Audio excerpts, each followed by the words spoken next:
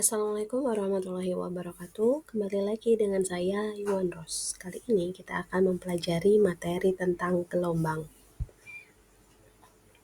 Tujuan pembelajaran untuk materi kali ini, yang pertama adalah kalian diharapkan bisa memahami konsep gelombang dan jenis-jenisnya. Kalian dapat menjelaskan karakteristik gelombang, dapat menyebutkan contoh penerapan gelombang dalam kehidupan sehari-hari, dan dapat menganalisis persamaan gelombang berjalan. Selanjutnya, yang pertama kita mulai dengan pengertian gelombang. Apa itu gelombang? Gelombang adalah getaran yang merambat melalui medium atau ruang tanpa perpindahan materi. Gelombang membawa energi dari satu tempat ke tempat lain. Jenis-jenis gelombang. Berdasarkan medium perambatannya, gelombang dibedakan menjadi dua, yaitu gelombang mekanik dan gelombang elektromagnetik. Gelombang mekanik memerlukan medium dalam perambatannya, seperti air, udara, dan tanah. Contohnya adalah gelombang air dan gelombang suara. Kalau gelombang elektromagnetik ini tidak memerlukan medium dalam perambatannya, contohnya adalah gelombang cahaya atau gelombang radio. Jenis gelombang berdasarkan arah getar dan arah rambat dibedakan menjadi dua, yaitu gelombang longitudinal dan gelombang transversal. Mari satu persatu kita mempelajari gelombang ini. Gelombang longitudinal memiliki arah rambat searah dengan arah getar. Karakteristiknya gelombang ini terdiri atas rapatan dan renggangan.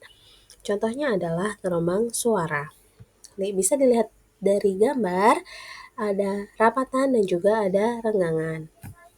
Kemudian selanjutnya adalah gelombang transversal. Gelombang ini memiliki arah rambat tegak lurus dengan arah getar. Karakteristiknya, gelombang ini memiliki puncak dan juga lembah. Contohnya adalah gelombang air dan gelombang cahaya. Gelombang mekanik dalam kehidupan sehari-hari, contohnya adalah suara, yaitu gelombang longitudinal yang memungkinkan komunikasi. Ombak laut, gelombang transversal yang dipengaruhi oleh angin dan gravitasi. Gempa bumi adalah gelombang seismik yang menyebabkan pergerakan tanah.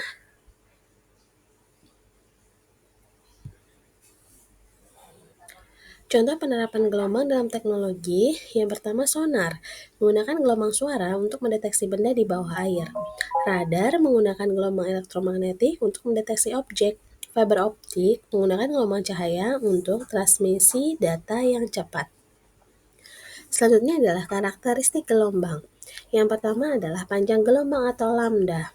Lambda bisa dilihat dari gambar bahwa digambarkan dengan garis biru ini dari titik A sampai ke titik E.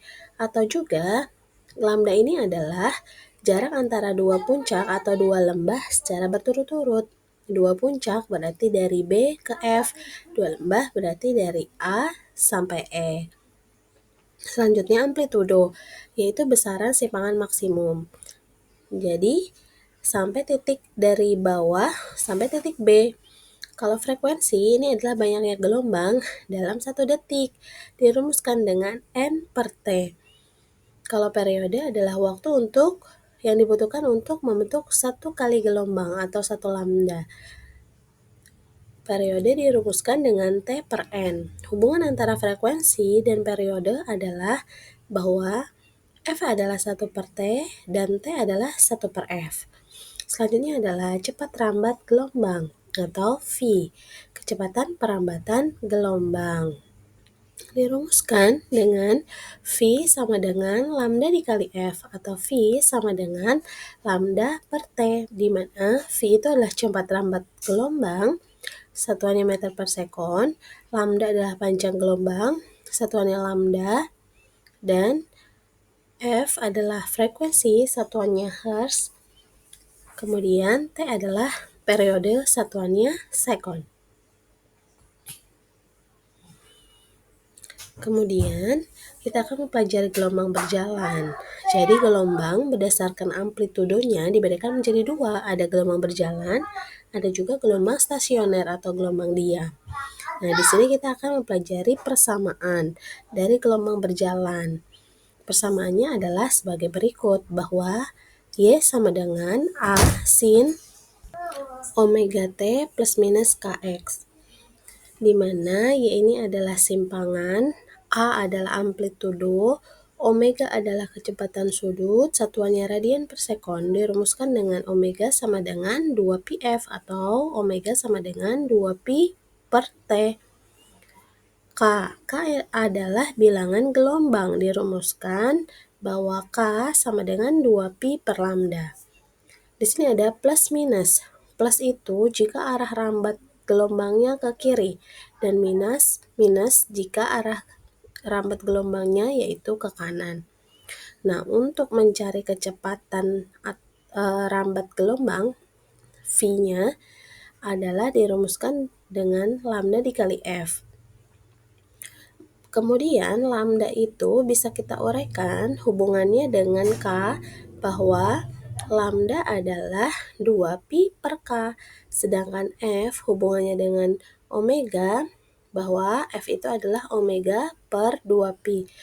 Sehingga 2π-nya bisa kita coret menjadi V-nya sama dengan omega per K.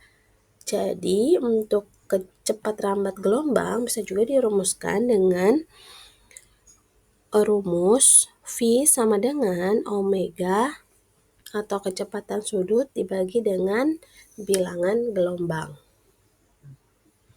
Oke, selanjutnya, apabila kita ingin mencari kecepatan gelombang di titik tertentu, misalnya kecepatan gelombang di titik P dengan simpangan Y. Oke, berarti jaraknya itu adalah X, berarti kita tidak bisa menggunakan rumus V sama dengan lambda dikali F, tapi kita menggunakan turunan dari persamaan simpangan, bahwa V itu adalah dy per dt, turunan Y terhadap waktu, sehingga persamaan kecepatannya V-nya menjadi A omega cos omega T plus minus Kx.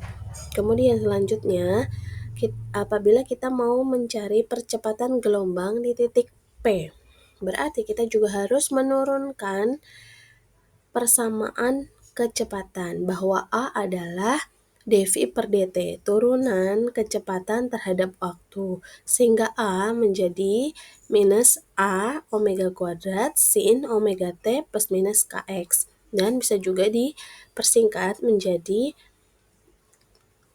minus omega kuadrat dikali Y. Kenapa Y? Karena Y itu adalah A sin omega T plus Kx. Oke, sekian. Terima kasih untuk pembahasan gelombang kali ini. Semoga bisa dipahami. Wassalamualaikum warahmatullahi wabarakatuh.